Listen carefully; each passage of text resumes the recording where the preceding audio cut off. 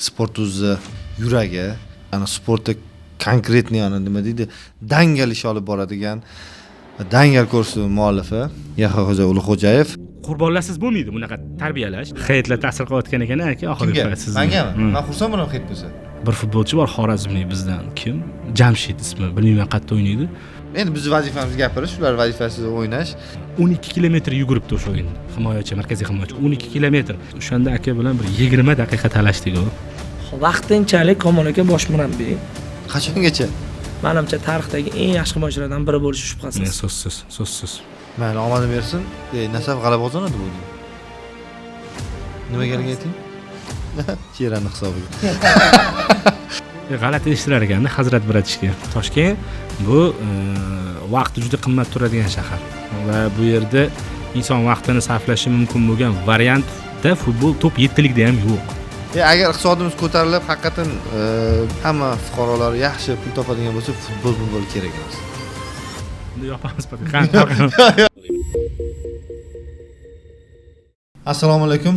Stok futbolda bugun futbolchi gap dasturi va anchadan beri mehmonimiz bo'lmayotgan Sport'uzni nima desa bo'ladi, yuragi, eng o'sha media sohasidagi bizni O'zbekistondagi ana sportda konkretniy nima deydi, dangal ish olib boradigan dangal kursi muallifi Yaxyaxo'ja Ulug'xo'jayev va bugun Paxtakor fan klubi rahbari desa ham bo'ladi va o'sha yetakchisi Javohir degan familiyani bilmayman lekin Jahongir aka demadingiz. Asosiy ismim yaxshi bilan Javohir va bugun boshlovchi rolda men Ahror Soqovich. Xo'sh, bugun nimaga biz yig'ildik? Men o'sha boshida ham aytdik, hozir undan oldin ham qizg'in suhbat o'zi kamera yoqilmasdan, motor demasdan oldin ancha qizg'in ketadi. Birinchi so'rovlik Javohirdan chunki so'raganmiz, jahon chempionatiga chiqdik. Mana o'sha qancha tanqidlar bilan, qancha o'sha katanistlar qilgan tanqidlarimiz va boshqa shuncha gaplarimizdan tashqari baribir chiqildi. Sizning fikringiz o'sha qisqacha aytib o'tsangiz.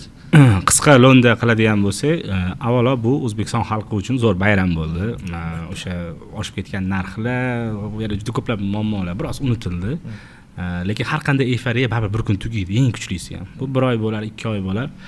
Biroz sovuymiz, keyin o'rtoqlik o'yinlari bizni xursand qiladi, mundial o'tadi va men umid qilamanki, muammolarimiz o'sha bo'lib qolmaydi. Jahon chempionati bizning muammolarimizga yechim vazifasini bajarib bersin. Chunki jahon chempionatida o'ynagan jamoalarni ko'rsangiz, turli-tuman jamoalar bor, lekin jahon chempionati ularga ijobiy foyda bergan jamoalarga qarasangiz, bu vaziyatdan, bu imkoniyatdan ham ikki xil foydalanish mumkinligini sezsa bo'ladi. Va umid qilamiz biz bundan to'g'ri foydalangan jamoalar qatorida mamlakatimiz futbolini ko'tarib olamiz. Tanishtirishda zo'r tanishtirganingiz uchun sizga rahmat. O'zi ketib olsam ham bo'lardi o'sha joydan keyin. Nimaga? O'ram xursand bo'lib ketdi. Efariga berilmang dedi-yu. Shu tugadi mana efariga. Efariga, tugadi. Yo'q, biz Panama bo'lib qolmaymiz va biz qanaqadir holatda jahon chempionatiga tasodifan chiqib qolmadik va biz jahon chempionatiga chiqish uchun qattiq hamma harakat qiladi, lekin biz ancha-muncha yo'l bosib o'tdik. Orqamizda yaxshigina bagajimiz bor bu narsaga, tajribamiz, yo'qotilganlarimiz bor, yutuqlarimiz bor va men o'ylayman, men shaxsiy fikrim, biz to'g'ri yo'lni qo'yib olamiz. Agar qanaqadir o'rtada yana bir narsalar o'zgarib ketib qolmasa, Xudo xolasa deb aytamiz. Davomiylik bo'ladi deb o'ylayman. Qarorlarda nafaqat bu terma jamoada, umuman klublarimizda bo'lish kerak edi. O'zi sezgan bo'lsangiz, Superligamiz kim nima desa ham, o'zim eng ko'p tanqid qilgan holatimda ham Superligamiz darajasi ancha o'sgan. Endi daraja o'sib ketmagan bo'lishi mumkin, kurashuvchilik paydo bo'lgan. To'g'ri, shu yerda ham aytishimiz mumkin, klublar soni. Mana shu masalada bitta fikr aytib o'tib ketdik. Mana bizda yaqinda qozog'istonlik taniqli jurnalistlar mehmon bo'lishdi. O'sha Ermuhammad Mavlay masalan Qozog'iston futbol assotsiatsiyasi matbuot kotibi. Shu yigitlar bitta gap aytishdi. O'zbekiston chempionatining darajasini dedi Eldor Shomurodov, masalan Abduqodir Husanov, Abbos Fayzullayevlar bilan terma jamoada birga o'ynasa ham darajasi pasmasligini, ya'ni ular bilan bir daraja terma jamoada o'ynayotgan ichki chempionat futbolchilari borligi ko'rsatadi. Ya'ni shunaqa katta kalibrdagi futbolchilar kelyapti va biz ichki chempionatimizdagi bolalar ular bilan yonma-yon o'ynab, ya'ni balans buzilib qolmayapti-da. Ularni darajasiga yetib yetmay ba'zi joyda o'tib ham o'ynaydi. Masalan, o'sha terma jamoamiz o'yinlarini ko'rsangiz, hech kim o'ynamaydi. Hojiakbar Alijonov Paxtakorda o'ynaydi dedim. Bu eng tepada o'ynaydigan futbolchi bo'lsa kerak deb o'ylaydi, risk qilishi, o'ziga olishiga qarab. Shuning uchun milliy chempionatimiz masalasida men doim talashaman, har joyda, hamma doim Bizning chempionat eng kuchli chempionatlardan biri va buni sekin asta odamlar tan olishni boshlaydi. O'sha stereotiplarni sindirish kerak. Men chet futbolini ko'raman, ichki o'zbek futbolini ko'rmayman. Unaqa narsa bo'lmasligi kerak deb o'ylayman endi. Stadionga kelib ko'rish kerak o'yinlarni. Stadionda ko'rsa baribir qiziqarliroq bo'ladi. Endi bu stadion sekin bo'ladigan narsa-ku. Endi stadionga kelish masalasida muammolarimiz ko'p. Stadiongacha bo'lgan muammolarimiz ko'p. U muammolarimiz ko'p. Uni men o'ylayman, uni bartaraf qilsak, elementarni bir ovqatlanadigan bir arzonroq bir hamyonbop stadionda joy bo'lsa va hojatxona bo'lsa, shuni o'zi yetadi boshlanishiga. Endi qolganini keyin aytsa bo'ladi. Lekin umumiy statistika shu paytgacha muxlislar tashrif masalasi bo'yicha oxirgi 3 yillikda bu yilgi nimamiz ancha baland. Ancha balandroq 3 yillikni 4 yillikni olgan ekan. Bunda Samarqand Dinamoni plyusi katta. Yo'q, menimcha Surxonni qaytganini plyusi katta. O'zini stadioniga qaytgan, hamma o'zini stadionlariga qaytayotgani yaxshi. O'sha Diyor Omonxo'jayev mavsum yakunlanganda qishda bergan katta intervyusi, o'sha matbuot anjumanida bergan intervyusini to'liq ko'rganmiz. Hammamiz siz menimcha o'sha yerda edingiz, savollar bergansiz va Diyor akaga savol bermasam bo'lmaydi. Ha, bermasangiz bo'lmaydi va Diyor Omonxo'jayev yaxshi tarafi savollariga javob beradi, olib qochmaydi, haligi aylanib o'tib ketmaydi, aniq fakt bilan beradi. Va stadionda men bitta narsadan qo'rqaman, endi yetakchi klublarimizda stadion maydon muammolari yana bo'lib qoladi deb xavotirim bor. Sizlarda qanaqa? Misol uchun O'zbek Paxtakorda aniq qachon bitadi deb o'ylaysiz? Menimcha mavsumning oxiriga bitsa kerak. Oxirgi 2 ta o'yinda Paxtakor o'zida o'tkazsa kerak. Yana ulgursa maydon holati javob berishi mumkin, lekin tribuna va VIP'da qilayotgan ishlar borda hali. Demak, bu stadion ichidan tashqari bu mavsum katta ehtimol bilan Jarda yakunlanadi. Jar stadionida yakunlanadi. Jarda hozir haftada nechta o'yin o'tkazilyapti? Hozir mana endi boshlangan. Kim maydon topa olmasa o'ynayapti. Hattoki terma jamoa kubiga qanaqadir shuni aytmoqchiman-da, Jarda yetakchi klublarimizda muammo bo'ladi deb o'ylayman. Bu yerda men o'ylayman, PFL bo'ladi-ku, masalan, ba'zi narsani, masalan, yoshroq bir farzandni tarbiya qilmoqchi bo'lsa, qaysar bolani.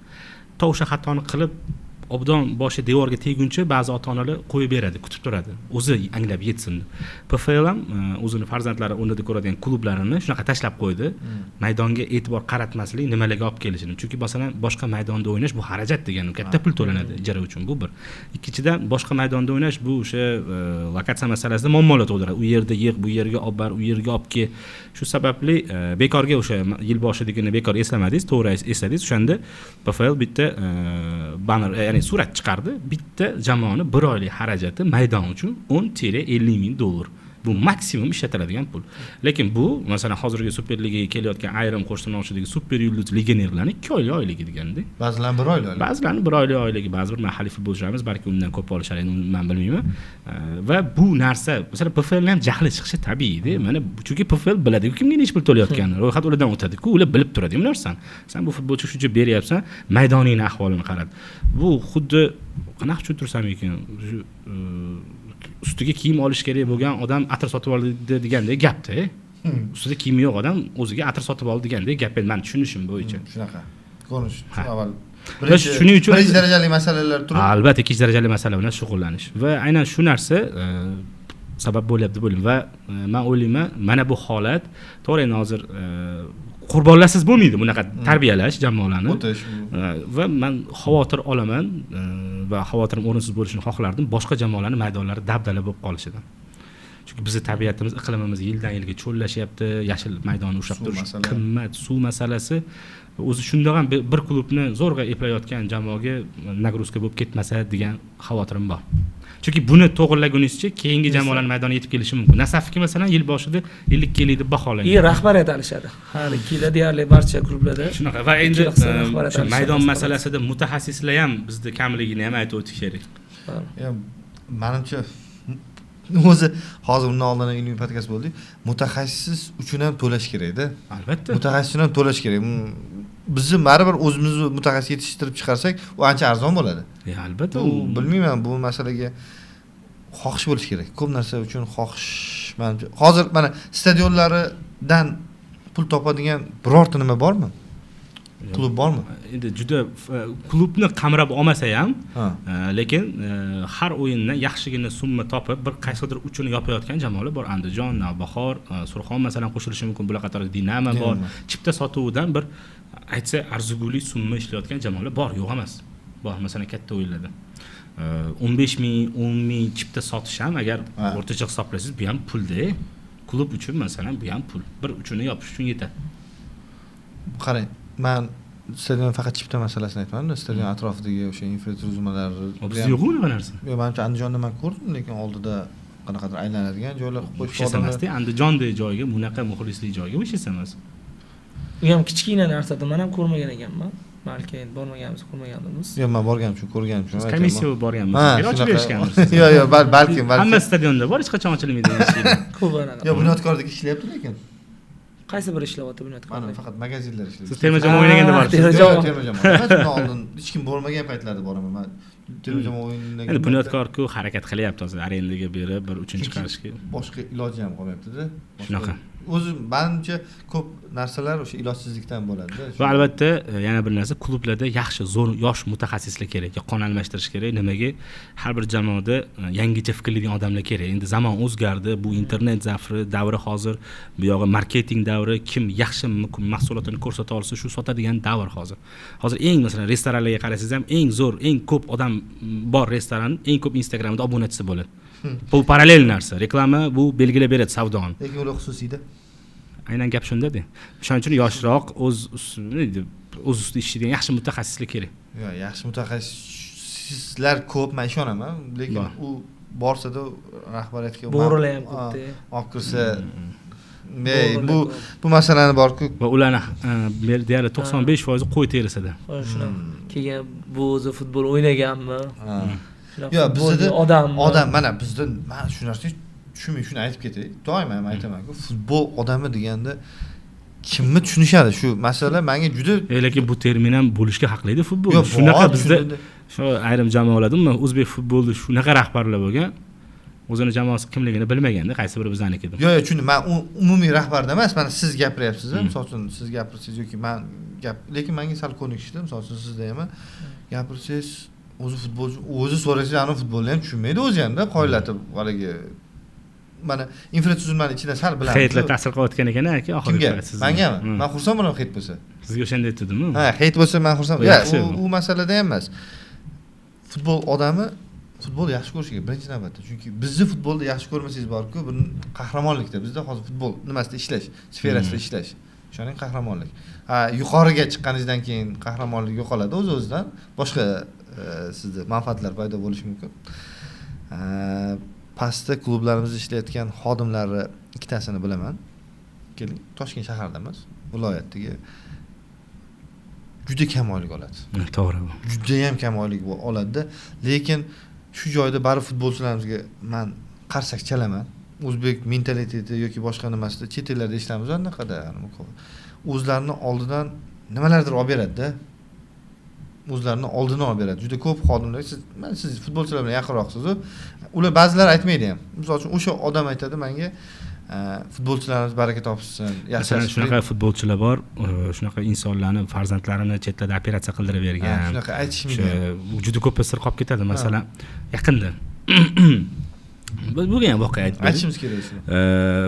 Yunusobod bozoridan qaysidir bir bozorda bir akamiz bilan birga ehson qilamiz dedik, endi nechtadir non olib shu tekin tarqatib yuboramiz, endi hech kim bilmaydi, o'tkazib yuboramiz deb.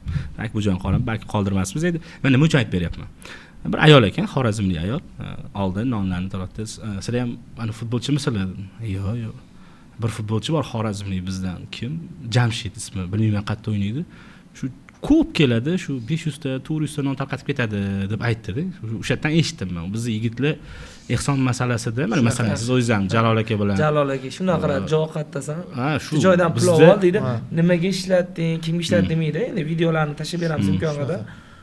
Biz yigitlar haqiqatan ham bu bitta misolni aytyapman. Bu o'zi bu narsalar ko'p joyda aytilmaydi ham o'zi. Biz yigitlar bunaqa narsada bizning futbolchilar ancha tanti. Unga gap so'z bo'lishi mumkin. O'shaning uchun baribir o'zlari men hali qaysidir podkastda bu narsalar aytilganini eshitmadim. Misol men o'zim eshitib qolganim uchun, yaqinda eshitganim uchun eshitdim.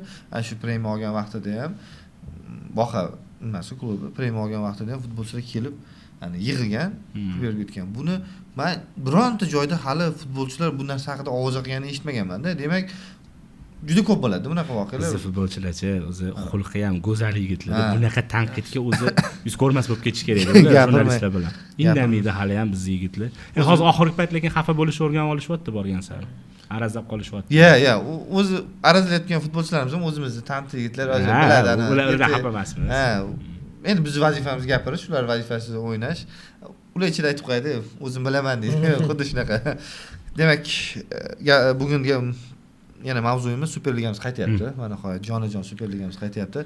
Men o'ylayman, terma jamoa o'sha eyforiyasida baribir futbolchilarimizga ham, murabbiylarimizga ham hammaga ta'sir qiladi bu narsa, chunki 2026 yaqin mavsum oxiri ko'rinadi baribir nimasida terma jamoaga endi menimcha hamma kela oladi. O'sha vaqtida baribir harakat qilish kerak. Misol uchun shu OKMKni kuchli o'ynaganligi sababli mana mavsumni hozir nechinchi tur, 12-turga keldikmi hozir? 12-turdagacha bo'lgan o'yinlik sababli Islom To'xtaxo'jayev terma jamoaga chaqirildi-da. Shunaqa. Islom To'xtaxo'jayev chaqirilishi menimcha signal. Eng katta signal. Undan boshqa futbolchilarga Azizbek Xolmurodov ham chaqirilgandi. Jarohat bo'lib qoldi. O'zida kichik jarohat bo'lib qolganligi sababli uni eshitdim. Yo, aytmoqchi bo'lganimki, terma jamoa bo'ldi, shular chiqdi, shu futbolchilar boradi degan emasda, bu futbolchilar keyingi yilga qanaqa holatda bo'ladi, jismoniy holatda bo'ladi, bilmayman. Nima deb o'ylaysiz? Muxlislar o'yin mana OKMK bilan Nasaf hozir ko'rishyapti va Dinamoda adashmasam o'yin zaxira o'yini bor. Bitta zaxira o'yini bor va men uchun, sizlar uchun bilmayman, eng chiroyli o'yin Dinamoniki. Men uchun. Yo, bu meniki. Yo, u taassurotda emas u. Men qanaqadir ishlanmalar bor, hamma klublarda bor. Faqatgina Dinamoda ishlanmalar o'zgarib turibdi-da, o'yin vaqtida. Men OKMKni uni ko'rmadim, chunki OKMKda doim qanaqadir gibkost bor. Gibkost bor, ha, o'yinida bir boshqacharoq. Uni bir narsa bilan ta'sirlasa bo'ladi-da. Dinamo bu 4-5 yil avvalgi Nasafda. Chiroyli o'ynaydi, shou qiladi, lekin yakunda yetib bora olmaydi birinchi o'ringa. Chunki chiroyli o'ynagani uchun jazolanadi-da. Nasaf o'zgarib boryapti, transformatsiya bo'lib. OKMKda ham shu narsa paydo bo'lyapti. OKMK ham o'tgan yilgidek tomosha futbol o'ynamayapti. Kerak paytda qo'shadi, kerak payt darrov orqaga qaytadi. Ya'ni futbol natijani ustiga qurilayotgan paytda Dinamoni bu o'yini boshqa jamoalarni, hatto Paxtakorda ko'ryapman men bu narsani. Natija uchun tempga qarab, ritmga qarab o'yin berayotganini. Dinamo ajralib turishi aniq, lekin bu jamoani minusiga ishlab qolishi hech gap emas agar tarkibida Messi yoki Ronaldoga o'xshagan ijrochilar bo'lmasa. Siz nima deysiz? Men Paxtakorga yo'q, men Olmaliqda Paxtakorni maqtanib anaqa qilsam noto'g'ri bo'lib qoladi, lekin Olmaliq o'yinlariga boryapman. Olmaliq yaqin bo'lgani uchun Neftchi bilan o'yinini ham ko'rdim. Neftchida ikkita gol chiroyli kirgan bo'lsa, lekin Olmaliq to'liq ustunlik qildi o'yin davomida ham. Ayniqsa 2-1dan keyin Olmaliq oldiga qo'shadi-ku komanda. O'yin uslubida bor-da, nima zaxira yetarlida 2-2dan keyin ham Olmaliq yana yutish ilinjida oldiga boryapti. O'sha aytgan Islom To'xtaxo'jayev o'sha kuni gol urdi-da, o'sha yerda kimdir aytdi, Qarsiga chalib, haqiqatda mana shu bola Zborniyda o'ynagan bir paytlarda dedi. O'sha yerda prosta o'tib ketdi. Mana bu xayolimga keyin chaqirgandan keyin ko'rdik, haqiqatda Zborniyning o'yinchisi baribir bekorga chaqirmagani. O'sha Neftchi bilan o'yinda Neftchi ko'p jamoalardan, masalan, Bunyodkor bilan Toshkentda 2-2 o'ynadi, lekin Neftchi bir bosh ustunroq, yaxshiroq o'yin ko'rsatdi. Lekin Olmaliq bilan Neftchi o'ynadi. Endi stadionda bo'lganim uchun Olmaliq Neftchidan ko'ra yaxshiroq harakat qildi. Nasab bilan o'yinini ham ko'rdim. Nasab bilan o'yinda ham darvozabonni qurboni bo'ldi deydi-ku. Endi xuddi shu moment hisobiga 1-1ligida agar Olmaliq urganda Olmaliq yutib ketishi mumkin edi. OKMK Neftchi bilan o'yinda ham shunaqa bo'ldi. Shunaqa bo'ldi. Darvozabon xatosi. Darvozabon xatosi bo'ldi. Ikkinchi o'yin Nasab bilan o'yinda ham shunaqa bo'ldi. Lekin o'sha kuni ham Olmaliq yaxshi o'yin ko'rsatdi Nasab maydonida. Nuqul o'zi Nasab bilan o'ynagandan kubik o'yinlardan 1-0 bo'lganda kuch yetmasdi. Lekin bu yil Olmaliq men uchun juda chiroyli o'yin ko'rsatyapti. O'yini yoqyapti. Bitta Mirjalol akani yoqtirayotganda bir xil tarkib emas, har xil tarkibni har o'yinda rotatsiya qilyaptilar-da. U menimcha majburiydan deb o'ylayman. Chunki yosh bolalarni bir tekis o'ynashini kuchi noto'g'ri-da. Ha, shuning uchun u yosh bola ham emas, endi 20 bizda endi 20 yoshlar. Nodir bitta o'yinda Aslon tushirib, bitta o'yinda zaxira tushiryaptilar. Chunki ikkita o'yinda tushirsa darrov bo'shash boshlanadi. Qoladi biznikida.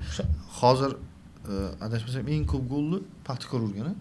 Yana bitta tomoni bor-da, rotatsiyaga murojaat qilinayotgan.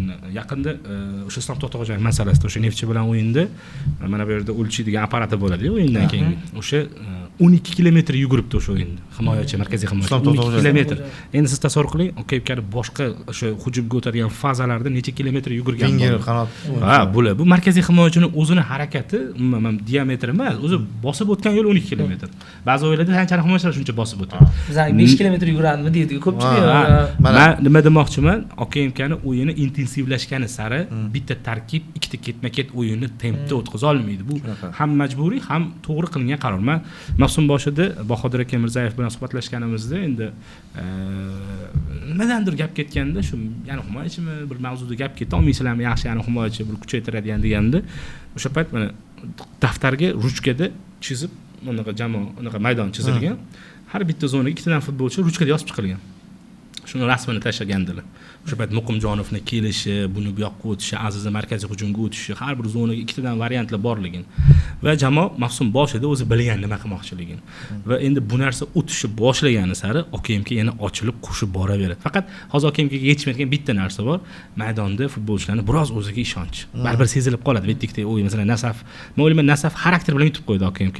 Shunchaki teparoqdan turib qaraganini o'zida yutib qo'ydi. Agar biroz dadillik bo'lganda OKMK yutib ketadigan o'yin edi bu o'zi aslida. Shu OKMK masalasi. Keyin men yana bitta ko'pchilik mana anaqa deb o'yladi. Navbahor o'yini ham yo'qotdi. Navbahor oxirgi o'yinida vashi. Hozir kelishdi oldin bitta ukamiz bor Navbahorcha. Endi otini aytmay, anaqa ko'rishib, birga gaplashib o'tirdik-da 2 soatcha. Qarang, Navbahor o'yini hozir Nasafga borishar ekan. Keyin AGMK bilan, Mashar bilan Paxtakor bilan ekan. 4 ta. Navbahor eng nima deydi?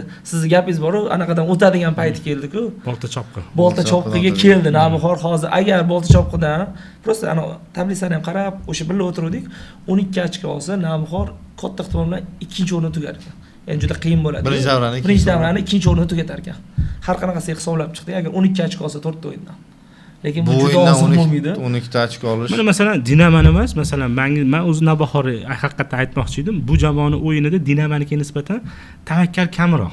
Baribir kombinatsion futbol bor, hujumlarda mantiq bor. Masalan, ura bilan katta kuch bilan oldinga o'tmaydi. O'zi o'sha ijrochilari hal qiladi.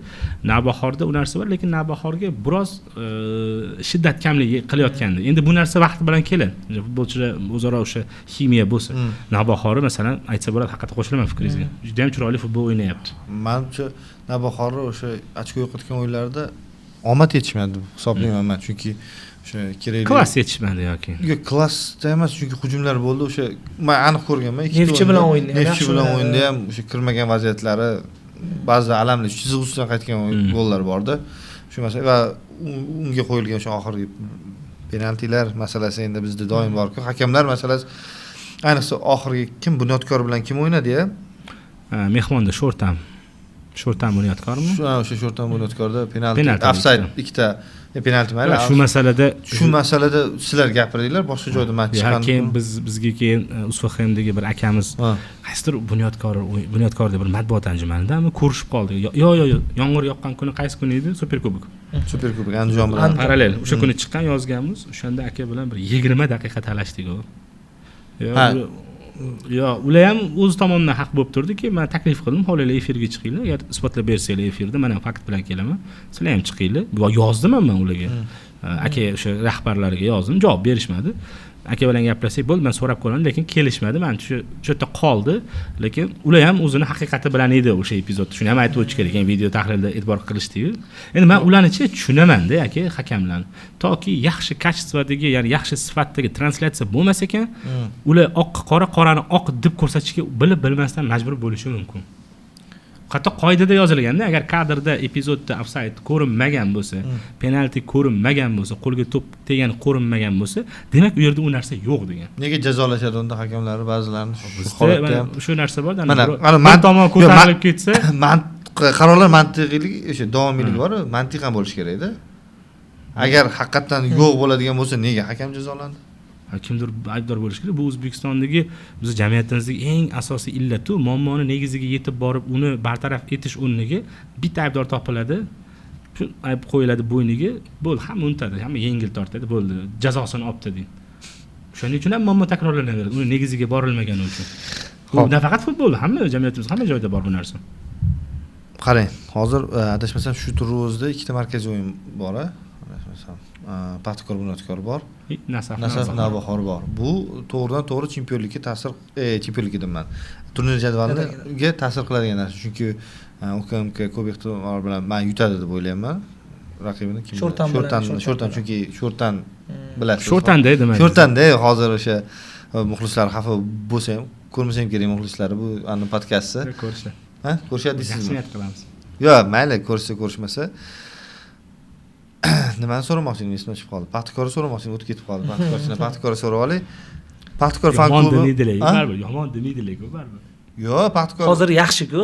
Murabbiyimiz oyning eng yaxshi o'yinchisi, oyning eng yaxshi o'yinchisi bo'ladi Sergey 90%. Murabbiyni ham Komolaga 4 ta o'yin 4 ta g'alaba. Yaxshi deyish kerak ekan. Lekin qarang, hozir oydinlashtirib olmoqchi edim. Komolning aka shunda bosh murabbiymi hozir? Vaqtinchalik Komol aka bosh murabbiy. Qachongacha? Endi unisicha hozir men Komol aka o'zlari ham bilmaydi. Komol aka o'zlari so'rasangiz nima qilsalar kerak? Komol aka hozircha bosh murabbiy. Bunyodkor bilan o'yinga Komol aka olib tushadi. Bu aniq deydi. Bu aniq. Ertangi o'yinda Komol aka bosh murabbiy sifatida maydonda jamoa tarkibini tuzatsa ham bo'ladi. Jamoani Komol Tojiyev tayyorlayapti. Mavhumlik baribir odam qiynaydi demoqchiman-da. Misol uchun Bunyodkor, Paxtakor erta Bunyodkorga qarshi o'ynaydi. Bu efirgacha chiqadi, menimcha Xudo xolsa chiqqan bo'ladi. Bizda montajda tez bo'ladi. Bunaqa sizlarga o'xshab murakkab qilib tashlamaymiz. Oddiyroq anaqa qilamiz. Jaydari montaj. Qanaqa natija kutasiz Bunyodkor Paxtakor? G'alaba. Bunyodkor g'alabasini esiragan. Yo'q. Albatta Paxtakor Paxtakor g'alabasi. Nimagadir ertaga ana ochiqroq futbol, ko'proq gol bo'lishini xohlaman ertangi o'yinda. Stadionning ahvoli yaxshimi? Stadion ahvoli yaxshi emas-da, shu uchun. Stadionning ahvolini men 8-dan beri kuzatib bir teskari ko'zimdan olov chiqdi. Xuddi ana uyimga, gilamga kimdir tufli bilan kirib kelgandek bo'ldi, borku. Tufli bilan stadionga tushdik-ku. 2 kun tayyorgarlik bo'ldi. O'sha yerda yuribmiz. Maydon holati menimcha yaxshi emas, yana bilmadim. Balki 2 kunda to'g'rilash qiyin deb u maydonni. Parvarish qilish qiyin. Lekin iltimos qilsa ham yaxshi bo'ladi. Iltimos bo'lmasa kerak. Katta ehtimol bilan o'zim prosta prognoz aytib ketaman. 1-3 bo'lsa kerak. Shunaqa niyat qilgan. Ko'proq gol Bunyodkor Paxtakor. O'sha hisob. Bunyodkor o'yinlarini ko'rmayapti shekilli. Bunyodkorni hamma o'yiniga uchaman. Oxirgi o'yinlarda Bunyodkorda anaqa nima deydi? Fayz qochgan. Fayz qochmagan, ana sezonni boshini zo'r boshlashdi, qattiq ketishdi, keyin bu yog'iga bu men o'ylashim bo'yicha jamoani biroz o'ziga nisbatan qo'ygan bahosi ko'tarilib ketgani bilan bog'liq. Buni ko'tarilib ketdi. Chunki Lokomotiv bilan o'yinini ham ko'rdim deb. Bunyodkor xuddani yutqizsa ham bemalol, ana hech nima yo'qotmagan deb o'ynashdi. Buni yutqizib biz xuddi gruppadan chiqdik-ku deb his qilib aytganda. O'sha o'yinni ham yaxshi o'ynashmadi-da. Lokomotiv yaxshi o'ynadi. Guruhdan chiqdi. Agar 2-0 bo'lganda guruhda qolib ketar ekan. 1-0 yutqizgan hisob. Ya'ni baribir chiqib bizni natijayu doim chiqdi-da, lekin baribir. Xo'p, qolib ketganlar bor-da. Ertaga bitta masala shu Hojiakbar Alijonov maydonga tushishi. Hoji tushsa, lekin baribir o'yin sifati Paxtakorda oshadi. Ko'p narsa Hojiakbar Alijonovga bog'lanib qolgan. Men o'ylayman Hojiakbar Alijonov ayni damda Superliganing eng zo'r futbolchisi. Ha, eng zo'r futbolchisi. O'z pozitsiyasidanmi yoki anaqadan undan kuchli futbolchi menimcha Superligada bitta bor ekan. Kim? Akmal Mazgo'y bor, Odil Hamrabekov bor, anaqa bor. Hojiakbar Alijonov. Lekin agar taroziga qo'ysa, Hojiakbar Alijonov Superliganing eng zo'r futbolchisi. Unikum. O'zi bitta manevr bor. Zamax. Lekin har doim o'tadi. Wow deyishga. Ana nima deydi? Bitta usul eng zo'r qilib o'rgangan deydi. Ha, o'sha bitta usul bor. Ana qaysidir bir gollandiyalik murabbiyning gapi bor edi Robben haqida. Faqat bitta narsani to'g'ri qiladi, shu chap oyog'ida o'rtaga qarab yurib tepadi deydi. Uni hamma biladi, lekin hech kim to'xtata olmaydi degandek. Alijonov ham shu bitta zamax qiladi, lekin mukammal qiladi. Har safar o'tkazadi. Va u mavsum boshida biz Superligamizda nechta jamoa bo'lsa, hammasi tarkibda ko'rmoqchi edi uni. Birlashganga ham ketishim. Saudiyadan varianti bor edi, Birlashgan Arab Amirliklaridan varianti bor edi, Vodiydan, Vohadan, lekin kamroq maoshga bo'lsa ham qoldi Paxtakorda va yana bu bilmadim, balki unga beriladigan so'nggi imkoniyat bo'lar, legioner sifatida edi bu, chunki yoshi ham kichkina emas uni. Endi 30 dan keyin hech kim katta jamoalar kam chaqiradi-ku bizda. Shunda ham Paxtakorda qoldi. Men o'ylayman Paxtakor jamoasini bu ramziga aylanishi kerak. O'ziga xos. Va bu albatta men o'ylayman Paxtakor jamoasini stadion atrofida adashmasam haykallar faqat avvalgi futbolchilarga bor. Agar mabodo men taklif jamoa rahbariyatiga Alijonov oxirigacha Paxtakorda o'ynaydigan bo'lsa, u menimcha haqli bo'ladi haykal qo'ydirishga. Birinchi bo'lib 21-asrda haykal qo'ygan futbolchi. Futbolda o'tda o'zimizning fan klubda yoki yurg'izarlar, o'tda Hojiakbar Alijonov rasmi bor, 8 ta, 9 ta, yo 10 ta futbolchi bor ekan. Qosimov, Genrix, Masharipov, aniq bilaman, ularning ichida futbolchimiz Hojiakbar Alijonov ham rasmi bor-da, o'sha yerda ana mehr sifatida. Xudo xolis Hojiakbar Alijonov menimcha faoliyatini ham oxirgacha agar ketmasa, Paxtakor tugatsa, yuqori forma tugatsa, asha nur ostiga a'lo nur bo'ladi va menimcha tarixdagi eng yaxshi himoyachilardan biri bo'lishi shubhasiz. So'zsiz. Mayli, omadini bersin. Yo, menda bitta narsa xursand qilyapti bu mavsumda va nihoyat o'zimizni o'zbekistonlik menimcha to'prar bo'ladi degan umidim bor. Cheran qarib qoldi просто. Cheran qarib. Uchilonning versiyasi bo'lgan tishini bermas to'prarli. Yo, unda ham u Paxtakorda o'ynayotganligi uchun shunaqa edi. Lekin o'tgan yiliga Paxtakorga masalan 2 yil avval, 3 yil avvalgi Paxtakor masalan XG ni kuzatsangiz, Paxtakor unaqa vaziyat yaratib o'ynamagan hech qaysi o'yinda. Cheran 0-2 ni 1 ga aylantirgan, 0-3 ni 1 ga aylantirgan vaziyatni. O'sha XG sezon boshida ham yetishmadi Cheran masalan. Haligacha yetishmaydi. Men o'ylayman, hali ham agar biroz raqib yaxshi himoyalansa, Paxtakor futbolchilar qidiradi maydonni Cheranni. Lekin agar shunaqa qidirayotgan bo'lsa, shu holatdagi Cheranni ham qidirishayotgan bo'lsa va shu holatdagi Cheran shuning uchun ham murabbiy almashdi, Cheran qidirmasligi uchun. Yo'q, men boshqa narsa aytmoqchiman. Lekin shu hali ham shu Nasaf OKMK bilan Nasafda nima hal qildi? O'sha Cheranni yurib bordi-da, u yoqqa yugurib ham bormadi u. Qo'lberdiyev matbuot anjumanida aytdi-ku, biz Cheranga yugurma deganmiz, chunki yugursa charchab qolyapti dedi. Yuraversan dedi. Shuni aytilgan o'zi. Sen yurib bersang bo'ldi. Jahlim chiqib ketadi shunaqa bo'lsa bor. Ana hamma yerda bor, misol uchun qariya futbolchilar bor, Modric aytishimiz mumkin, lekin formasi qanaqa? U Mancherani formasi juda ham sekin o'ynaydi. Jahon futbolida unaqa kalibrdagi forvardlar bo'lgan-ku, masalan, Manjukic yoki Berbatov unaqa yugurmasdan. Berbatov ancha chaqqonroq. Chaqqon bo'lsa ham yugurmagan-ku, maydonda hech qachon yugurmagan. Men kecha bir iqtibosini ko'p yanko'llar ham bor, iqtibosini o'qidi, masalan, bolgarlarda bir gap bor. Chiranish sifat belgisini anglatmaydi degan. Yo'q, to'g'ri, chiranish. Mana masalan, shu aytmoqchi, unaqa kalibrdagi forvardlar jahon futbolida. Lekin xuddi shunaqa deysiz-ku, misol uchun Osiyo mintaqasiga chiqqanimizda, ya'ni xalqaro musobaqalarda men aniq ko'rganman. O'sha Paxtakorda o'tgan mavsumda ham ko'rdim. Bir deganda yopib qo'yishyapti himoyachilar. Ya endi Cheranni bizda-chi futbol muxlislari bitta narsa bilan o'lchaydi, oxirgi xotiralar bilan. Undan avval Cheranni prime davridagi holati, u Osiyo darajasidagi futbolchi edi, uni tan olish kerak. Masalan, 2-2 anaqa bilan Toshkentdagi Alsat bilan kallada yerga bosib urgan Istiqlol bilan Eron jamoasi u davrda u Eron o'sha umuman Osiyoni top 5 ta legionerdan biri hisoblanardi Paxtakor davrida, u prime edi. Shuning uchun hozirgi Cheran bilan butun Cheranning faoliyatiga baho berish men butun emas, hozirgi mavsum Cheranni aytaman. Va endi o'sha hozirgi holati uni hamma holatiga javob bermasligi kerak. Yo, misol uchun men Cheranni hozirgi holatidan ayrim legionerlardan ancha kuchli. Yo'q. Mana intellekt deymiz-ku, futbol intellekti bo'yicha men Cheranni o'sha Paxtakorda, ya'niki 16 o'sha chiziqni oldida 14-hududda parashyut qilib gol urib qo'ygan, kimgaligini Lokomotivga urib qo'ygan golidan keyin uncha unaqa intellekt bizda hozir futbolchilarimiz, men biladiganlarimda balki Mazgo'yda bor, Iskandarovda bor deb hisoblayman. Men biladiganlarim juda Superliga hammasini ko'rmasligim mumkindir, lekin biz ko'p maqtaydigan o'sha qanotda o'ynaydigan winger futbolchilarimizda yugurishi bor, tezligi bor, zarbasi ham bo'lishi mumkin, lekin bu darajada bunaqa intellekt masalasida yo'q. U o'sha aytganingizdek, men to'g'rilab baribir aytib ketishim kerak, Cheranni bera oladigan paslari, hozirgi holatda ham joyida turib bera oladigan paslari ham uncha futbolchi bera olmaydi. Lekin 90 minutga baribir tortmaydi. Men jahlim chiqadigani, nega bizni Superligamizda bu tezmasligini bildiradi. Mana shundan jahlim chiqadi. Savolimga javob mana Cheran men uchun mana shu holatida Cheran o'ynamasligi kerak. Meni idealimdagi Superligada Cheran o'ynamasligi kerak bu yoshda. Birorta fikringiz bormi shunga? Yo'q. Lekin o'ynash kerak. Agar mana men o'rta meyona murabbiy sifatida bo'lsa, unaqa deya olmasam yaxshi emas. Jamoasida ko'rgan bo'lardim. Men shaxsan o'zim ham. Men masalan agar murabbiy bo'lsam, Kachorini olmasdim masalan. U bitta uradi, bitta urmaydi. Men unaqa olmaydigan juda ko'p legionerlar bilaman. Masalan, endi men shu legionerlar ichida shuni olar ekanman baribir yana aylanib kelib. 20 tushsa ham уже nimadir sezdiradi. Nima daxli? Bizda futbolda tezlik, mehnat, pressing muhim. Lekin futbol IQ degan narsa bor. Ya'ni futbol o'ynagan odam o'zi biladi. Ba'zi vaziyatlar bo'ladi, raqib kutmagan narsani qilish kerak. Boshqachasi urib bo'lmaydi. Shunaqa. Raqib to'g'ri tartibli himoyalansa, sizda boshqa variant bo'lmaydi. Men Dubayda Srech Katanets bilan bir 9 daqiqalik intervyu qilgan paytimizda shuni aytgandi. Nima siz jamoangiz hujumda gol ura olmayapti deganda, chunki hozir hamma o'rganib olgan yaxshi himoyalanishni. Agar yaxshi himoyalanadigan bo'lsa, sizni tarkibingizda Messi bo'lishi kerak. Bu himoyani yorib o'tish uchun yoki sabr bilan oldinga o'tishingiz kerak degandi. Shunga o'xshab hozir yo'q Cheranni alternativi umuman. Nasab Nabihor, endi sizdan birisi qaniyman. Nasab Nabihor boshlaysiz. Nasab Nabihor to'r o'yna. Ikkala jamoa yaxshi formada hozir paytda. Ideal formada hisoblayman ikkalasini ham. Yo'q, menimcha Nabihor yaxshiroq formada. man nechchi Nasaf g'alaba qozonadi deb o'ylayman. Nimaga ayting? Cherani hisobiga. Yo'q, to'xtang, mana qarang.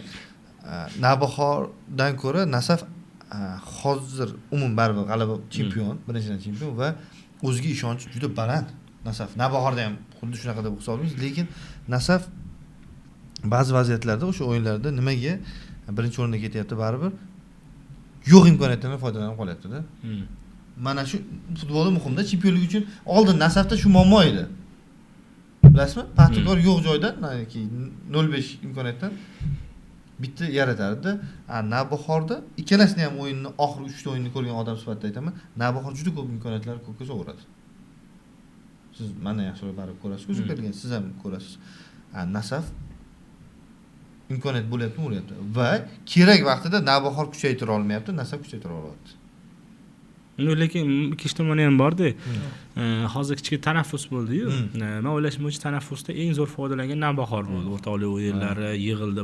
Ularda ikki marta o'rtoqlik uchrashdi. Ularda kamroq futbolchi terma jamoaga bordi. Unaqa jarohati yo'q, yo'qotish yo'q. Plus Navbahor futbolchilarining hammasini hayoli futboldi. Nasaf futbolchilarida mana iyun oyi boshlangandan keyin shartnoma tuzish bo'yicha bemalol muzokara o'tkazish huquqiga ega. Abduvohid Ne'matov Eron klublari bilan qiziqish bor. Akmal Mazgoyev Pro Sport Management bilan kontrakt imzoladi yil boshida va atayin 1 yilga tuzdi va u ham muzokaralarni boshlagan. Hozir Sherzod Nasrullayev muzokaralarni boshlagan. Nasaf liderlarida baribir hayolida bo'linish bo'ladi. Ular nima deydi, vazifasini bajardi, klub oldidagi chempion qildi. Endi ketsa bo'ladi. Endi pul ishlaydigan davri kelyapti. Shuning uchun men o'ylayman Navbahorda ruhiyat yaxshiroq bo'lishi mumkin, lekin o'yin sifati baribir Nasafda baland. Shunisi bor. Kim konsentratsiyani yaxshiroq ushasa, shu jamoa yakunida g'alaba qozonadi, meni fikrim. Konsentratsiyaga bog'liq, kim qanaqa kelishiga. Ba'zi o'yinlar bo'ladi, siz 9 kishi bo'lsa ham yuta olmaysiz raqibingiz. Ba'zi o'yinlar bo'ladi, hech narsa o'xshamaydi. Lekin yutib ketasiz oxirida. Lekin nimagadir mana bugun o'sha Navbahor futbol bilan gaplashgandan keyin Navbahor g'alabasiga ishonaman. Aytganingizdek, Navbahorda muhit yaxshi. Navbahorda hozirgi holat qisqa bitgan premiyasi ham kattaroq, menimcha qolgan o'yinlarga nisbatan. Unisini aytamiz, premiyasi ham kattaroq. Keyin Navbahorda ani bosim kamroq-da, yutqizsa hech nima yo'qotmaydi. Oxirgi 4 yildagi eng xotirjam Navbahor. Xotirjam jamoa-da. Nasafga o'sha anaqa payt kelyapti. Birinchi davron oxirida o'zi Nasaf bir to'yladi, bir o'zi to'yladigan payti bo'ladi Nasafga. Aynan bitta ketma-ketlik bo'lsa, endi Paxtakor Xususiga bo'lgancha aytmayapman. Agar Navbahor Nasaf maydonida yutib kelsa, bu intrigani yana kuchaytiradi, qo'shadi. Dinamoda oldiga yutsa shans bo'ladi, Agemkada. Navbahor o'zida ham 23 ochko bo'lar ekan. Nasaf bilan 2 ochko bo'lar ekan. Nimagadir shu o'yinda Navbahor imkoniyatlarini siz aytasiz, albatta 60 ga 40 Navbahor yutishiga ishonaman. 50 keldi. 70 ga 30 Nasaf uyda bo'ladi-ya. Nasaf uydan ko'ra mehmonda yaxshiroq o'ynaydi. Bizni men ishonmayman shu Superligamizda. Bugundan uyda yaxshi o'ynaydi. Yo'q, shu bugundan emas. Men Vodiy jamoalardan boshqa jamoalari maydonda tanlab, masalan, uni o'zini maydonda mehmonda. Yo'q, Vodiy jamoalari ham mehmonda yaxshi o'ynaydi hisoblasangiz. Xotirjam o'ynaydi. Balkim. Men lekin Nasaf o'zini uyda va chimmi yaxshi holatda ekan. Boya rasmda ko'rdim. Endi bilmayman, u rasmga ishonma. Rasmga ishonmayman. O'zbekiston kubi. Lekin Xorazm Dinamo o'yini ham zo'r bo'lsa kerak deb o'ylayman. Mumkin. Ikkalasi Xorazmchi yugurib o'ynaydi, o'z Dinamo ham yugurib o'ynaydi. Xorazm Nasaf bilan o'yinda ham bir o'ynaganda yaxshi o'yin ko'rsatdi. O'zini maydonda bo'ladi. Paxtakor bilan o'yindachi Paxtakor yutmadi, Xorazm o'zi yutqizdi.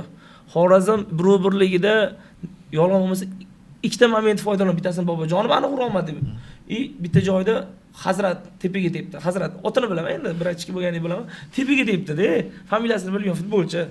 Xorazm o'sha o'yinlarda o'zi momentdan foydalana olmadi. Oxirida charchab qolgan hisobiga g'alati eshitilar ekanda Hazrat Bratishga. Yo'q, endi anu familiyasini bilmadim. Hazrat Bratishga. O'yindan keyin ham ko'rishdik-da, u bilan. Momentdan olmagan. O'zi Paxtakorga qarshi juda ko'p klublar o'zi yutqizib qo'yadi. Ruhiyat bilan bog'liq masala bo'lsa kerak deb o'ylayman. Keyin bittasi kommentariyaga yozib qo'yibdi.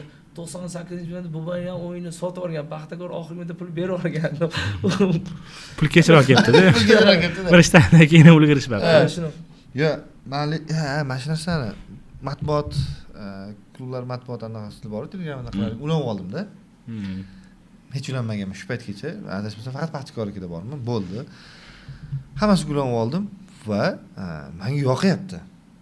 ani maydondan-da qiziqroq nimalar bo'ladi, bor bir-biriga yozishmalar bo'ladigan bo'lib qolibdi. Bu endi o'zi bizni ham vazifamiz, menimcha, deb hisoblayman. Uni ham haligi chiqarish, ya'ni o'rtasida bo'layotgan ana yozuvlarni ham chiqarish va ba'zida nimaga Telegram kanallar chiqarish xohlamaydi yoki kuzatmaydi.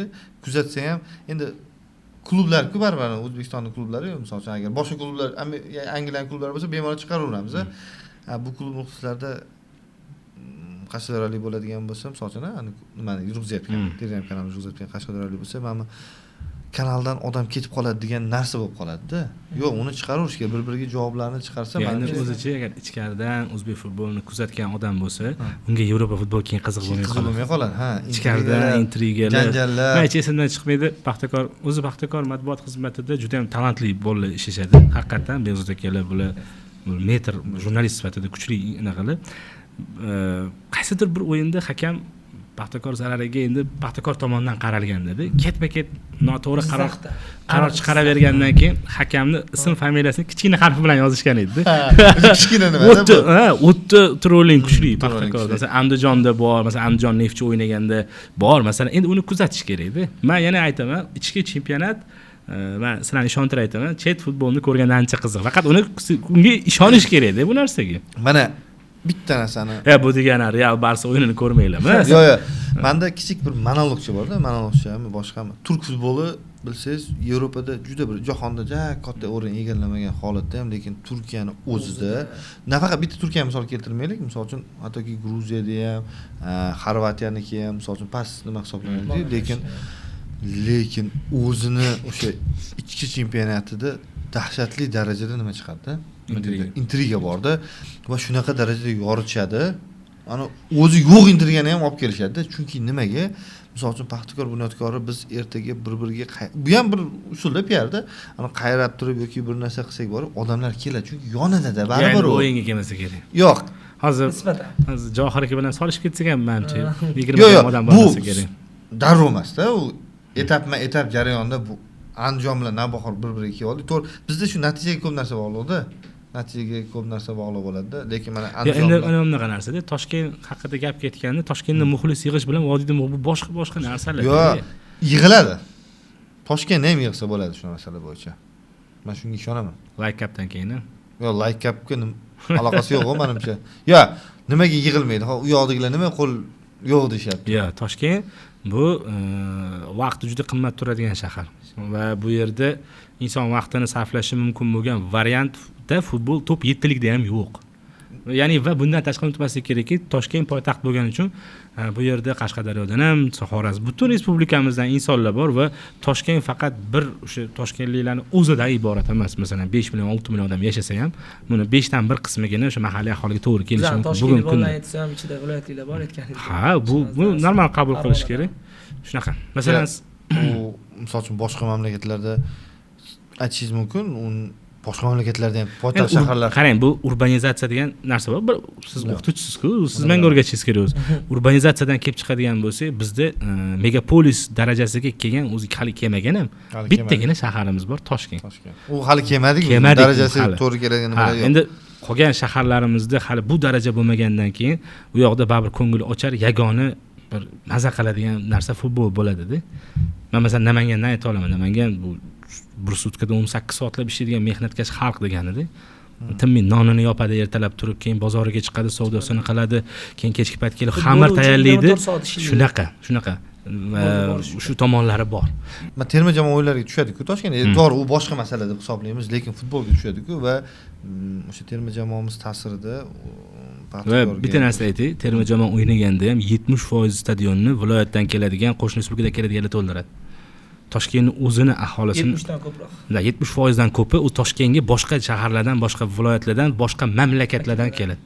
Men Qozog'istondan kelgan futbol muxlislarining o'ziga bir 15 yo 20 ta bilet olganini ko'rdim bir joyi o'zida. Men tirik guvohman. Tojikistondan kelib olgan. O'zim biletlarimni berdim. Lekin meni birorta mana shu Toshkentda yashaydigan na do'stim, na ukam, na jiyanim hech kim bormadi. Meni o'zim tanigan Toshkentda birorta odam men borganini ko'rmadim. O'zlari ham bormadilar. Siz Toshkentda turib bormadingiz. Yo'q. Mehmonlarga olib berdilar. Vodiyda. Shunaqa. Javob topmaylik, ko'chaga chiqamiz. Men olib berdim. Men juda ko'p mehmonlarga olib berdim. Nimaga? Chunki ular ko'rishi mumkin bo'lgan eng adrenalinni baland shou bu Toshkentda bo'lyapti futbol. Va ular bu narsa uchun keladi. Shunaqa. Nima qilamiz? Toshkentda futbolni yig'ishtiramiz. Yo'q, endi Diyor aka Imomxo'jayev bir zo'r gapi borda, hech qaysi mamlakatda futbol iqtisodiyot, jamiyatni umumiy fikrlashidan balandlab keta olmaydi. U hammasi bilan ko'tariladi. Qachonki bizni moliyaviy to'lov qobiliyatimiz oshar ekan, futbolimiz shunda rivojlanadi. Bu shu bilan bog'liq. Ya'ni bu Toshkentda men o'ylayman Barselona bilan Realda PR menejeri kelib birga ishlasa ham stadionni to'ldira olmaydi Toshkent derbisida hozir. Shunaqa deysiz. Va masalan o'sha Toshkent qaqshatqich derbilar davrida ham 50% dan oshiq viloyatdan kelib ko'rishgan muxlislar o'yinni. Unda ham Toshkent o'zi to'ldirmagan. Shunisini bilaman. Toshkentda stabilniy 3-4 ming muxlisi bor. Bo'ldi. Qolgani endi bu chetdan keldi. Chunki men eslayman, siz uni 10 mingga chiqarishingiz mumkin. Katta PR qilib, u qilib 10 mingga chiqarsiz mumkin. 100 ta Damas o'ynash kerak-da, nima uchun? 100 ta Damasga kelmaydi. Unda ham viloyatdan kelmasa kelmaydi. 100 ta Damas ham. Yo'q, unga ham ishonmaydi-da. Ishonmaydi. Siz hozir aytyapsiz, iqtisodiy holatimiz o'sish. Men shuni yana bir o'ylab qoldim-da. Singapur iqtisodiy jihatdan yaxshi rivojlangan mamlakatlardan Osiyoda, lekin futbolga tushish masalasida ularda ham to'g'ri, boshqa sport ularda baribir nimaroq turadi. Nima edi? Sport turidan kriket ko'proq mashhurroq hisoblanadi. Men o'ylayman Toshkentda qanchalik yana ham iqtisodiy holati, ijtimoiy holati yaxshi bo'lgani bilan baribir futbolga odam ko'p tushadi deb o'ylamayman. Toshkentda shunaqa bo'lsa, baribir bo'lmaydi. Sababini ayting nimaga? Uning uchun butun respublikada bo'lish kerak ekanda. Shunaqa. Iqtisodiyot ko'tarilishi kerak. Lekin yana xuddi shu joyga nima borda, qarama-qarshi fikr bor. Kichkina turnirlar bo'ladi-yu, siz o'zingiz o'tkazgan turnirlarda men o'zimni mahallamda DXX kubogi bo'ldi. DXX kubogida chiqdik, men o'zim ham qiziqib chiqdim, boshqalar bolachalar stadionda. Aniq men aytaman, 500 dan oshiq odam tomoshabin bo'lib o'tiribdi-da. Unga nima deysiz? Siz o'sha yoqqa chiqdingiz-da, oilangiz bilan sizga xalaqit qiladigan odam yo'q, kirguningizcha to'siq. Lekin asab buzaradigan narsalar yo'q lekin. Mana bitta bunaqa qil degan narsa, oilangizda qo'lingizda ushladingiz, bo'ldi, stadionga kirib futbol ko'rdingiz.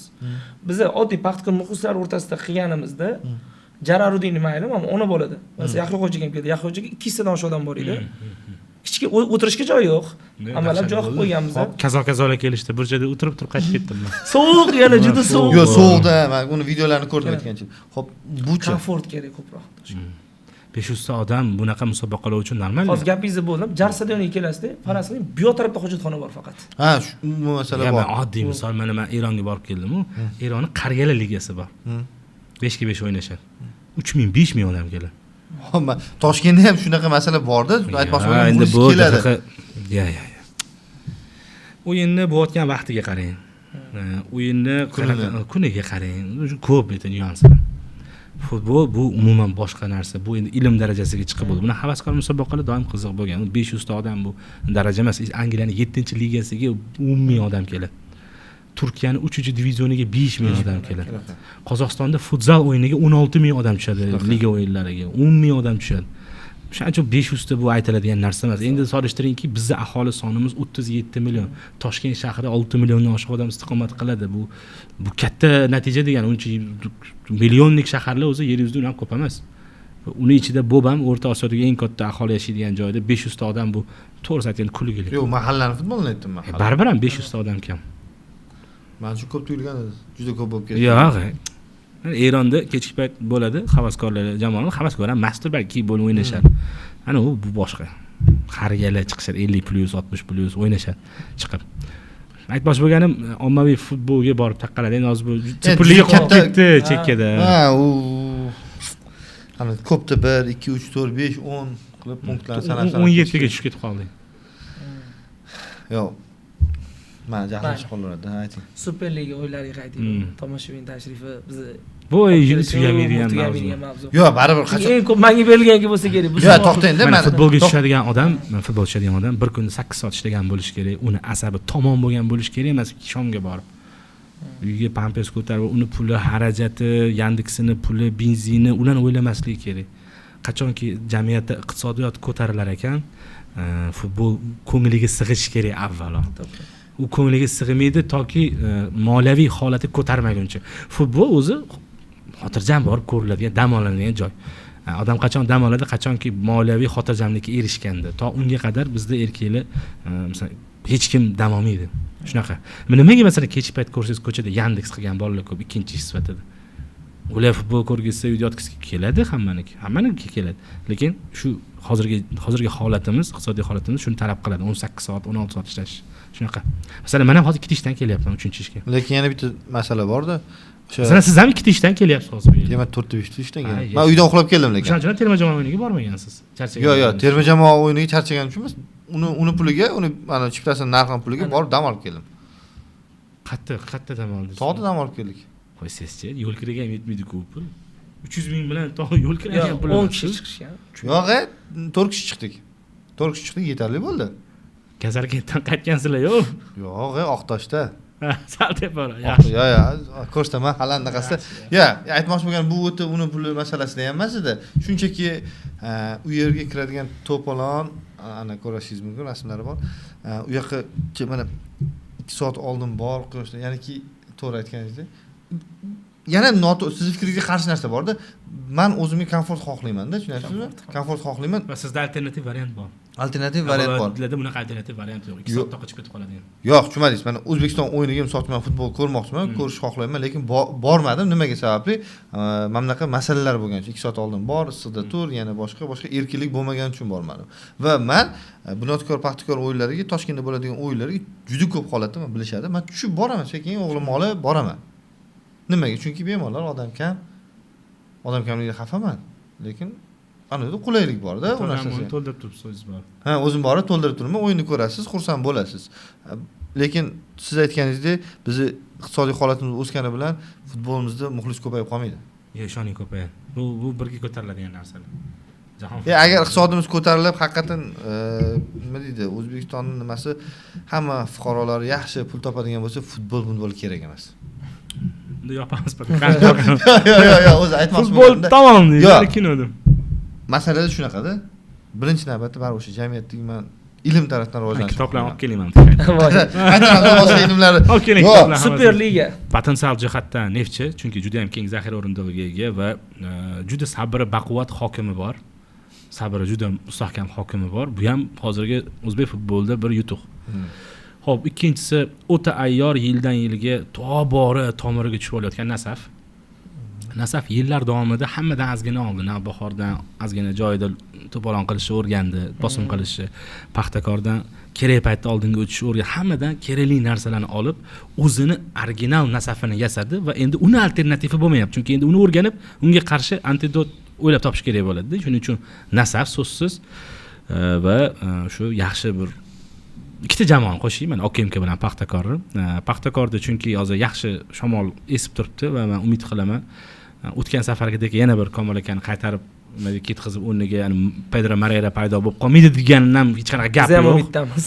Degan, chunki bu narsa bir marta bo'lgan, shaxsiy xarakterovkasida. O'shandan kelib chiqib, men o'ylayman, umid qilaman, Paxtakorga stabillik qaytsa, rahbariyatni yana oldingiga e'tibori tushsa, jamoada potensial bor va bu keyingi variant OKMK. To'g'ri strategiya bilan ishlayotgani uchun.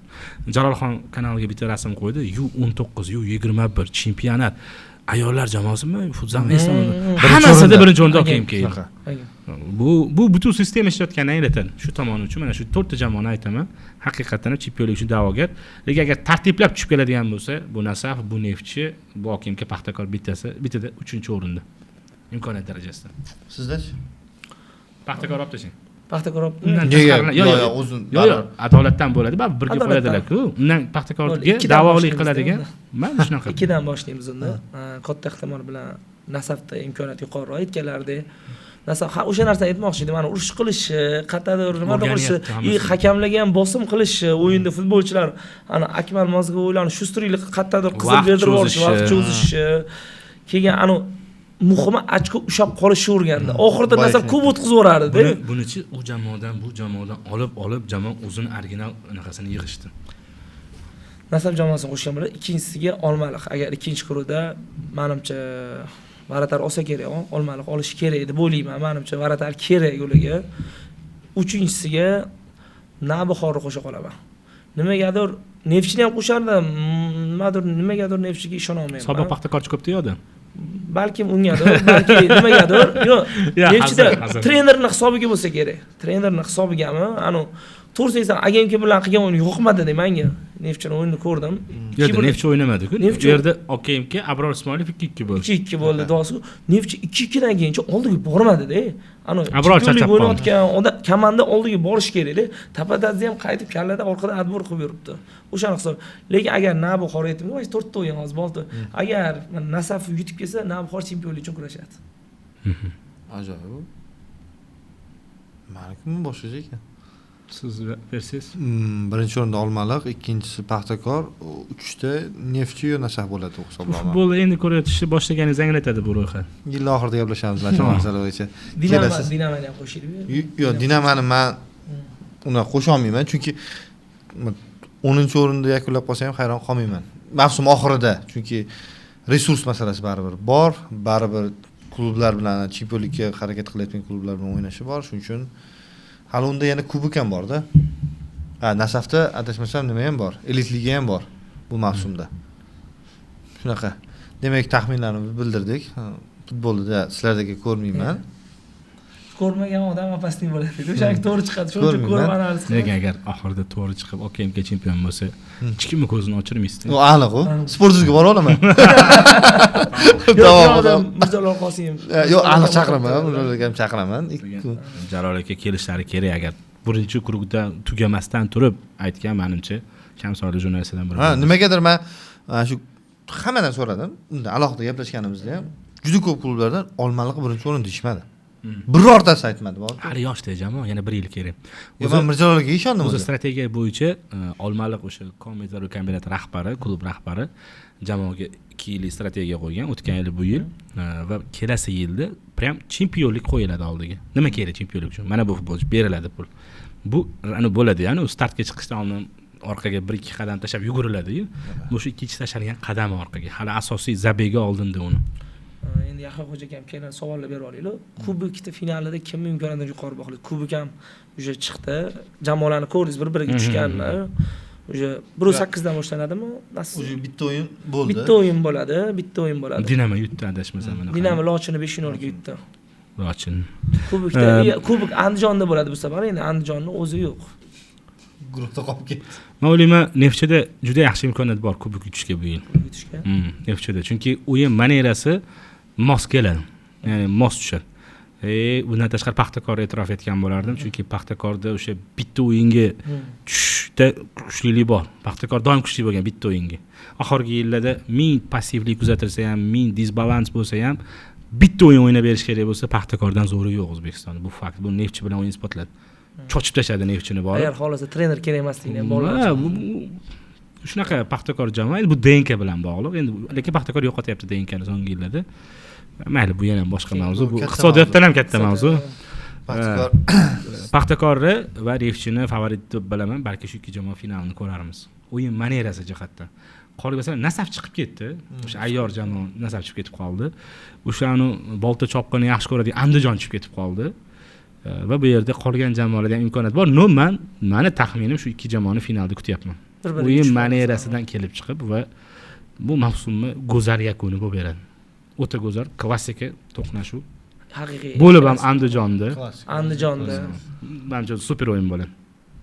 Liq to'la stadion bo'ladi. O'zingizchi Paxtakor raqibi kimni bo'ladi? O'zi chempionatdan ko'ra Paxtakor imkoniyat kubok olmaganiga Paxtakor ancha bo'lib ketdi. O'sha tarbiyalar paytda oxirida AGMK bilan finalda o'ynagan edi 3-0. Undan keyin finalda Nasafga yutqizdi.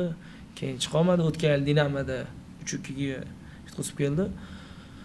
Bilmayman, bu yil endi Nabuxorda ukalarning ko'payib ketgani, oldin Nabuxor bilan nima teskari bo'lardi? Nabuxor bilan finalga chiqishni xohlardim Paxtakorni. Aynan Andijon stadionida Paxtakor Nabuxor finalga chiqsa, qanaqadir ochiqroq, chiroyliroq o'yin, yana ham bilmayman, final boshqacharoq bo'ladi deb o'ylayman. O'zimning shaxsiy fikrim. Paxtakor bilan Dinamoni finalda ko'rgim kelyapti. Men ko'rgim kelyapti, xolos. Johir aka bo'lmaganda Paxtakor aytarmidingiz? Oxir aka mendan ham yomon balishi. Ko'pchilik bilmas ekan. Bo'ldi, tugadi, mana karyerangiz tugadi. Yo'q, karyeram tugashdi emas. O'zbek futboli jurnalistikasi karyerangiz tugadi hozir sizni. Ya, u kim qo'ygan shunaqa qoidalarni? Ha, chegaralari kim? Men Paxtakor muxlisman, bunyodkor emas boshqa, lekin bu ichki chempionatda. Lekin men qaysi nimani tahlil qilishim uchun xalaqit bermaydi. Men Paxtakorni tanqid qilishim uchun yoki Paxtakor rahbariyatini yoki futbolchisini tanqid qilishimga nima to'siq bo'la olmaydi hech qanaqasiga. man qaysidir holatda Nasaf o'yin yoqsa o'yin, lekin man agar Paxtakor bilan Nasaf o'ynayotgan bo'lsa, albatta Paxtakor yutsin degan nimam turadi, halol yutsin degan masala turadi. Kim bilan o'ynashdan qat'iy nazar, lekin xalqaro musobaqalarda men O'zbekiston har qanday klubini qo'llab-quvvatlashga roziman. Doimo shunaqa bo'lgan. Shu joyda, shu nuqtada menimcha yakunlasak bo'ladi.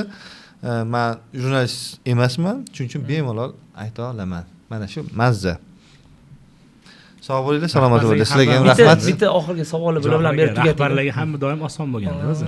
Bitta oxirgi savoli bilan tugataylik. Siz uchun Superligani 3 ta eng yaxshi, Yaxshi akamnikini bildik. Muxlislar uchun Superligani 3 ta eng yaxshi o'yinchisi birinchi davra уже yakunlanyapti hozirgi paytda. Xo'sh. Alijonov bu anaqa yo'q edi, o'zimni ham, lekin birinchi o'ringa qo'ymoqchi emas edim. Menda hozir eng yaxshisini aytaylik, 3 tasini aytaylik. Kim 1 2 3 emas, Alijonov. Mana bari oxirgi o'yinlarni qiladi, bor Abror, Ismoilov. Chunki 4 o'yinda yaxshi o'ynadi. Yana kim 3-chisiga qiynalib qoldim. Men bo'lmasa oxiriga o'z darajasidan tepaga chiqishi kutilayotgan 3 ta futbolchi aytaman bu mavsum davomida. Bu birinchisi Xisat Halilov.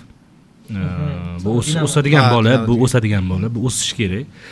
Ikkinchisi bu Alisher Odilov Navbahor tarkibida o'syapti va yana chiqishi kerak u.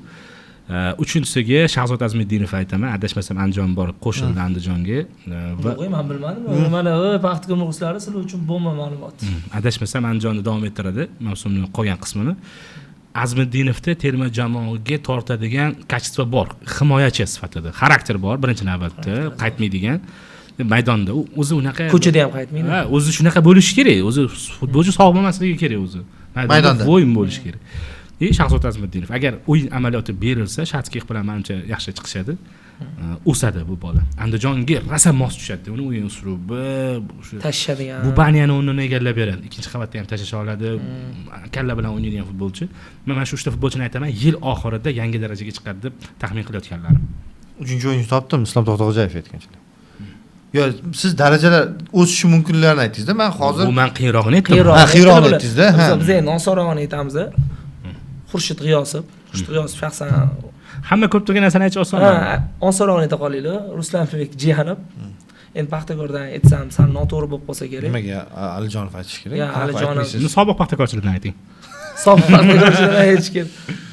Xo'sh, uchinchisiga Hamrabekov sobiq Paxtakorchilardan. Hamrabek birinchi davrani boshli o'yinlarda 3 ta o'yiniga bordi, Bunyodkor zo'r o'tkazdi. Lekin bitta narsa bor. Bu yildan Odil Hamrabekov almashtirilyapti terma jamoada ham, Bunyodkorda ham. Bu signal. O'yin orqada biroz tushayotgani. Shunaqa tugatish kerak edi, bu tugamaydi. Hamrobekov terma jamoada qachon almashtirildi? Mana oxirgi o'yinda. Oxirgi o'yin-ku bu. Bunyodkorda ham almashtirilyapti. Bunyodkorda almashtirish mumkin, lekin Bunyodkor o'yinini ko'rmadim. Endi o'ynaydigan payti-yu. Ertaga Paxtakor Bunyodkor o'yini, hamma toshkentliklarni stadionga taklif qilamiz. Ya, tugamadi. Hech kim bo'lmasa kerak yana. Yo'q. Siz hammani taklif qiling. Ha, hammani taklif qilamiz. Mayli, rahmat kattakon. Ikkinchi marta o'zi xayrlashdik kerak menimcha. Sog' bo'ling. Ha, bo'ladi. U yog'i montajning o'ziga bog'liq, qolganda eplab oladi. Sog' bo'linglar, salomat bo'linglar. Xudo xolasa, Yaxyo'ja akani albatta chaqiramiz. Superligaga menimcha shu bilan keyingi chaqirsangiz. Yo'q, Superligaga dastur qilmoqchimiz, Javohir bilan, xudo xolasa, deyarli har turga harakat qilmoqchiman. Men ham ko'rishga majbur bo'layman hamma o'yinlarni.